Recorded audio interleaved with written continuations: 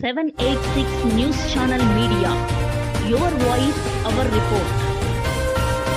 కొంతమంది దర్గాల్లో మేము బాబాలు మేము సాహెబులు అని చెప్పి అమాయకమైన ప్రజల దగ్గర డబ్బులు దోచుకొని అన్ని చోట్ల కాదు కొన్ని చోట్ల ఇలాగ జరుగుతుంది.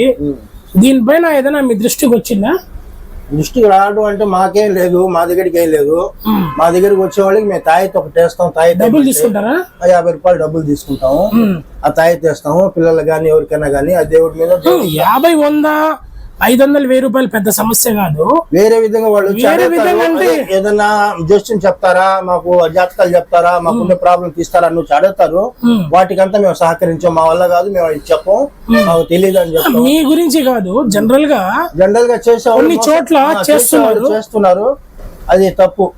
మహిళల్ని కొద్దిగా వాళ్ళు కనెక్ట్ అయ్యి వాళ్ళు కాళ్ళు తెచ్చుకోవటం, కాళ్ళు నొక్కించుకోవడం, మేము సాయబులు అని చెప్పి తప్పు. అలా చేయకూడదు.